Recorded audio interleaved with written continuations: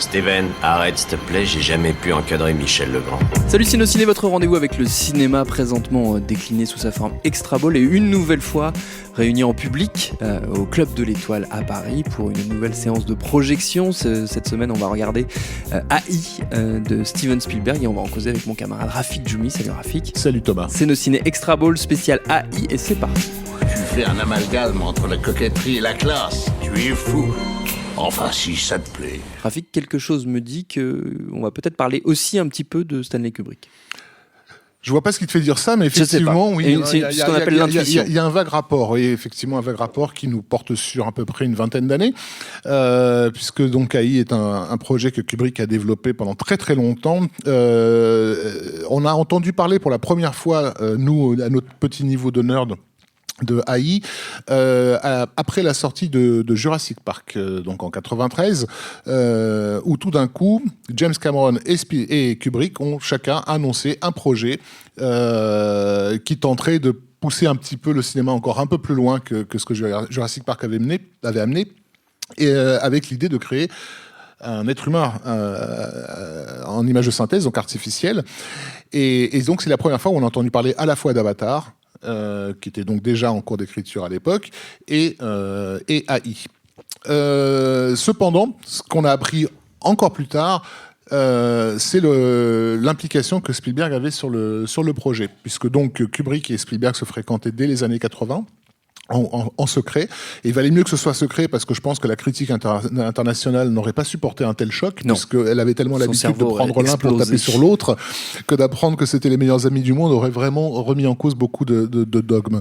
Et en fait, de temps en temps, Kubrick aimait bien demander l'avis de Spielberg sur certaines choses, et sur un film comme AI, il a poussé le bouchon jusqu'à exiger que Spielberg ait dans sa chambre un fax, une ligne secrète de fax, où il pouvait lui envoyer dessins de pré-prod, etc., auxquels Spielberg pouvait... Bon, bref. Et la femme de Spielberg détestait cette machine, parce que, évidemment, avec le décalage horaire, c'était la nuit que le fax arrivait, et que Spielberg se levait en robe de chambre pour aller choper les trucs. Donc ça, on ne sait pas très bien combien d'années ça a duré, mais on est encore au milieu des années 90. La technologie n'étant évidemment pas au point, le projet est sans cesse reporté. Néanmoins, connaissant Kubrick, on sait qu'il y a eu un travail phénoménal qui a été abattu, et à la mort tragique de Kubrick, en fait, c'est Christiane, sa femme, Christiane Kubrick, et Yann Arlan, son beau-frère, qui ont demandé à Spielberg de reprendre la main. Spielberg, au début, s'est complètement dégonflé parce qu'il se sentait absolument pas le droit moral de faire un film à la place du maître, et il a vraiment fallu l'insistance de Yann Arlan, qui était convaincu qu'avec lui pour le faire à la hauteur de ce que Kubrick aurait souhaité, pour que le film puisse se faire. Sachant que Kubrick avait déjà de son vivant plusieurs fois fait remarquer à Christian ou à Yann Arlan que, à son sens, Spielberg était capable de choses dont lui n'était pas capable. En fait, il admirait Spielberg pour sa capacité à atteindre le cœur des spectateurs. Et Kubrick n'a jamais cherché que ça, en fait. Il a vraiment cherché toujours à parler au public. Il se trouve que ces films sont un peu hermétiques pour pas mal de gens et font un peu peur, etc. Mais lui, son but, c'était quand même d'aller vers le public. Et il admirait Spielberg pour cette capacité-là. C'est pour ça qu'il avait laissé tomber son projet Ariane Papers, qui se passait durant l'Holocauste, considérant que seul Spielberg pouvait faire un film sur un tel sujet. Donc, quand Spielberg finit par entamer Artificial Intelligence, il le fait donc avec tout ce travail qui a été réalisé au préalable. Et il y a aussi un aspect du film qui lui est très proche, qui est la persistance du mythe de Pinocchio. Je parle de mythe, même si c'est un conte de fées, mais je vais expliquer pourquoi. Considérant que Spielberg a toujours considéré Pinocchio comme quelque chose de fondamental dans sa propre carrière, et c'est une des raisons pour lesquelles il y avait déjà la chanson de Pinocchio dans Rencontre du troisième type. C'est quelque chose qui lui est très intime, Donc le film que vous allez voir, qui traite, comme son titre l'indique, d'intelligence artificielle, a recours à la fois au mythe de Pinocchio, mais aussi, dans la grande tradition kubrickienne, une relecture assez savante de l'Ancien Testament. Alors ça n'a pas vraiment été remarqué, j'ai l'impression, à la sortie du film, et on y viendra là, à la sortie a été du aussi film. Toute une épopée en elle-même. Mais vous allez voir dans le film des séquences qui font référence à la Genèse, c'est-à-dire la création par le logos, par le verbe. Vous allez avoir des séquences sur le fruit défendu, sur la chute, l'abandon par son créateur, sur une terre hostile. Vous allez avoir des références à Abel et Caïn. Vous allez avoir des références donc au déluge, qui est constamment rappelé dans le film comme une possibilité qui attend l'humanité, à Sodome et Gomorrhe, avec toutes les séquences qui se passent à Rouge City, etc. Alors pourquoi, c'est quoi le rapport entre Pinocchio et les chapitres de l'Ancien Testament? Tout simplement, l'Ancien Testament, on peut s'amuser à considérer que ça est un texte qui a été écrit par quelqu'un de très très inspiré en 500 avant Jésus-Christ, il y a des gens qui pensent ça, ou bien considérer que c'est la résultante d'une tradition orale qui remonte dans la nuit des temps. C'est un best-of de la tradition orale. Un best-of, grosso modo, des récits de l'humanité. C'est-à-dire que l'humanité se raconte à travers ces récits-là depuis des temps immémoriaux et bien avant l'invention de l'écriture. Et qu'en fait, ce qui est encapsulé dans ces textes, pour certains très courts, c'est une somme d'expériences humaines. Un conférencier avait fait cette remarque que je trouvais très judicieuse. Il dit, le texte d'Abel et Caïn, c'est un texte qui fait à peine de feuillet, qui est très très court. Et il disait, il y a là-dedans l'intégralité de la carrière de Dostoïevski, pardon. Et quelque part, il a raison. Ce sont des récits qui ont été affinés par des sommes et des sommes et des sommes et des sommes d'expériences humaines. Et Haï, d'une certaine façon, ne cherche pas tant à raconter un futur probable de développement de l'intelligence artificielle qu'à comprendre qu'est-ce qui a constitué l'intelligence humaine. C'est-à-dire à quel moment on est passé de l'animal à l'être conscient et moral. Et en fait, on y est passé par ces étapes qui sont résumées dans ces mythes. Et évidemment, Pinocchio ne parle pas d'autre chose que de la constitution d'un être, en fait, de la naissance d'une âme et d'une conscience morale. Donc, on voit à ce que je suis en train de dire là qu'on a affaire à un projet qui, sur un plan, on va dire, strictement intellectuel, a des ambitions manifestes, ce qui est, pour le public et pour la critique, normal et attendu de la part de quelqu'un comme Kubrick, mais évidemment, totalement pas du tout attendu de la part d'un Spielberg. Donc, ce qui va se passer, c'est qu'effectivement Spielberg va tenter de s'approprier un projet qui n'est pas le sien, qui a été au départ vraiment conçu pour quelqu'un d'autre, et lui, sa façon de procéder, c'est non pas de diluer, mais de faire passer par l'émotion les mécanismes qui peuvent mener le spectateur à s'éveiller à une idée. Et là où Kubrick avait plutôt tendance à lui imposer le symbole et à lui dire en gros démerde-toi avec ça, ça fait l'effort d'aller vers le truc. Et c'est là peut-être où le film va être victime du nom de son réalisateur, c'est que Haï va vraiment, être accueilli comme basiquement E.T. contre les robots, quoi. La critique de l'époque n'a fait absolument aucun effort pour regarder ce film ou le questionner. Déjà, elle a commencé par considérer que c'était un film pour enfants parce que ça mettait en scène un enfant, ce qui est la chose la plus stupide au monde. Moi, c'est quelque chose que je ne montrerai absolument pas à mon gamin avant qu'il ait au moins 15 ans. C'est un des films les plus dépressifs que j'ai pu voir, et pas seulement dans la carrière de Spielberg, mais un des films les plus dépressifs tout court. Si on commence à rentrer dans le film, on s'aperçoit que les enjeux qui le travaillent et qui ont trait à notre humanité sont d'un pessimisme extrêmement alarmant, quoi. Il est en train de nous dire, mais peut-être que votre quête n'a absolument aucun sens en dehors de celui que vous lui donnez, quoi. Et ça, c'est terrible comme message Spielberg, parce que Spielberg arrive à rendre ça digeste, hein, mais c'est super dur. Et il y a un seul pays, alors je ne sais pas si c'est la Suède ou la Finlande, il faudra que je vérifie. J'ai l'impression qu'il y a un seul pays où ils ont compris ce qu'était le film, et il a été interdit au moins de 16 ans. Là-bas. Et ça fait rire tout le monde à l'époque. Ils sont cons, ils ont interdit un film pour enfants, ils l'ont interdit au moins de 16 ans. Non, ils ont juste regardé le film, c'est tout. Donc voilà, c'est vraiment le film qui a vraiment révélé le malentendu persistant qui poursuivait Spielberg depuis les débuts de sa carrière. Spielberg est un des cinéastes les plus importants de l'histoire du cinéma. Kubrick en était parfaitement conscient et l'estimait pour cette raison et le reconnaissait pour cette raison-là. La critique et une partie du public n'ont toujours pas compris à quel point Spielberg c'était ça, c'était là-haut, tout là-haut au niveau des étoiles. Donc, Spielberg a fait tellement d'efforts pour tenter de s'approprier ce matériau sans jamais trahir les intentions du maître. C'est-à-dire qu'il a gardé les symboles, ils sont là, mais ils sont diffusés. Il y en a un de symbole que je trouve terrible parce qu'il annonce la façon avec laquelle le film va être mécompris. Au tout début du film, vous verrez dans la scène à l'hôpital le père discuter avec un médecin et sur les murs sont dessinées des images qui sont tirées de différents contes de fées et il y a une insistance sur une image en particulier qui vient du conte d'Andersen, les habits neufs du Grand-Duc, qui est un conte moins connu que d'autres, mais dont le thème et l'incapacité à voir les choses, en fait, qui raconte vraiment comment les gens sont aveuglés par leurs propres présupposés et ne voient pas l'évidence. Alors, en l'occurrence, que le Grand-Duc est nu, parce qu'il se balade à poil au milieu de la foule, et il y a juste un enfant qui remarque qu'il est nu, en fait. Ils sont tous en train de se persuader qu'il a la plus belle robe du monde. Bref, parce que leur conditionnement au regard fait qu'ils voient ça, quoi. Et j'ai trouvé ça dingue que ce film, qui allait être à ce point pas vu, nous invite à nous intéresser aux habits neufs du Grand-Duc dès le début, quoi.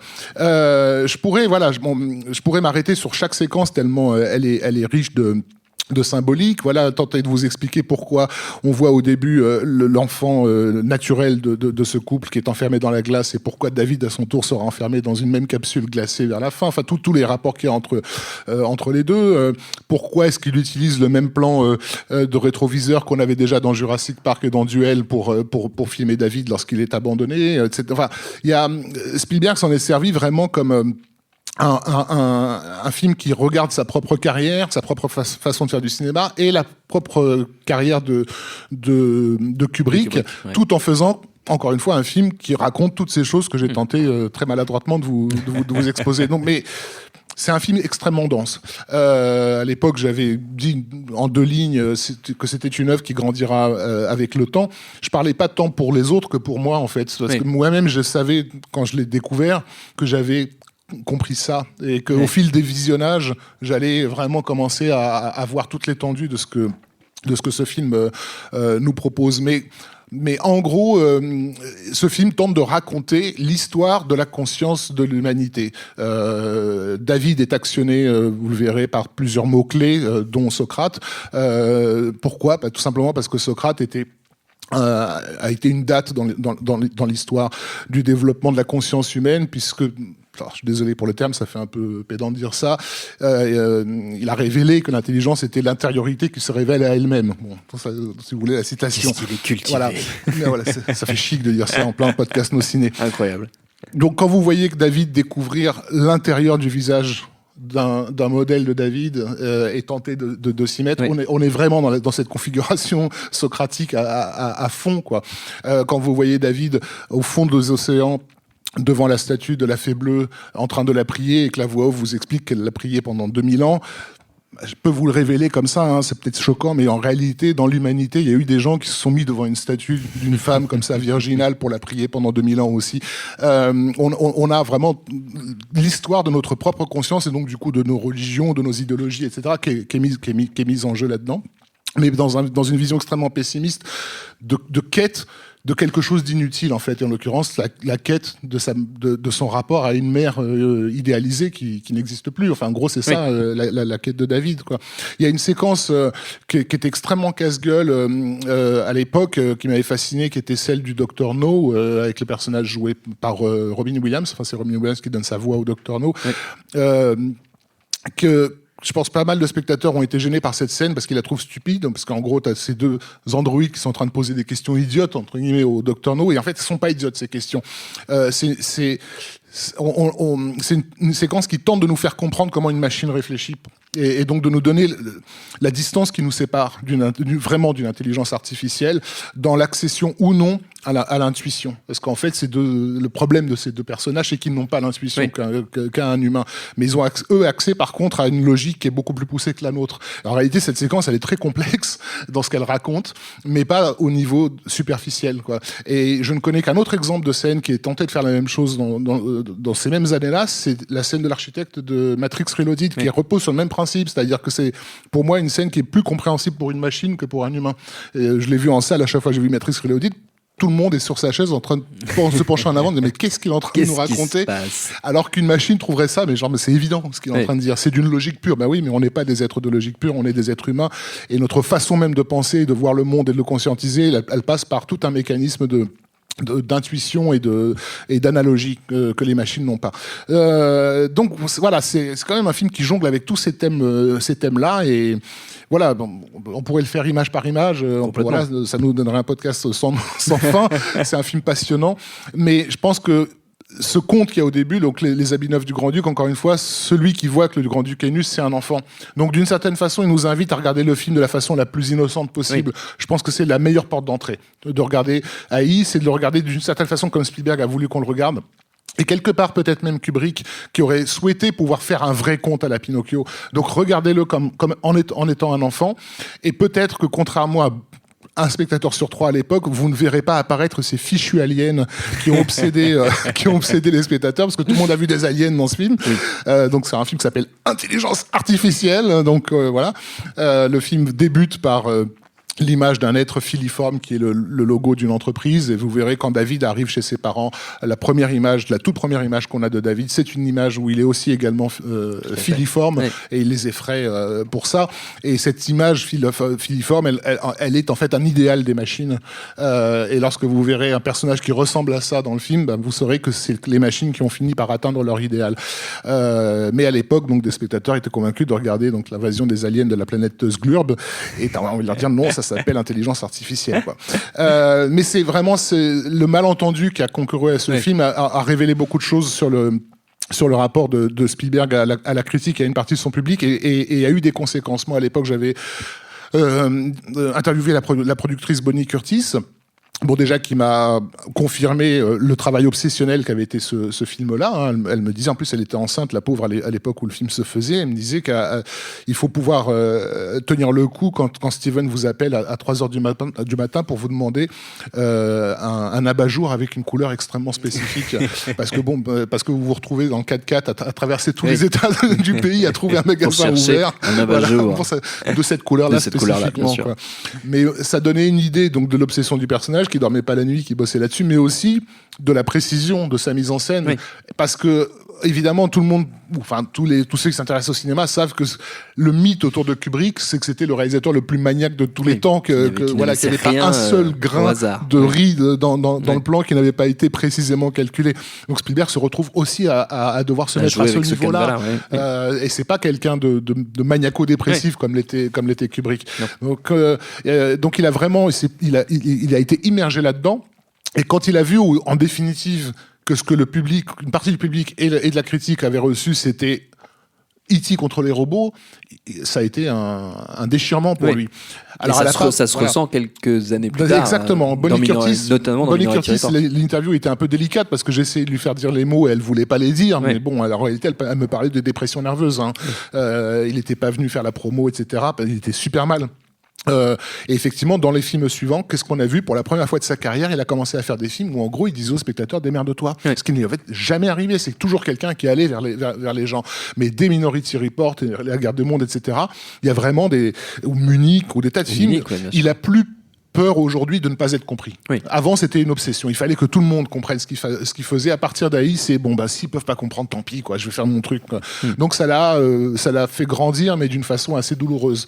Donc voilà aussi le rôle que ce film aura joué dans sa carrière. Et il aura remis des décennies avant de, on va dire, recréer haut et fort son affiliation à Kubrick. Ça a attendu Ready Player One, où il s'est remis dans les pas de Shining. En sale gosse. Ouais. Avec ce côté doigt d'honneur. Je ne le respecte pas parce que je sais que je peux pas le respecter. Ouais, tout à fait.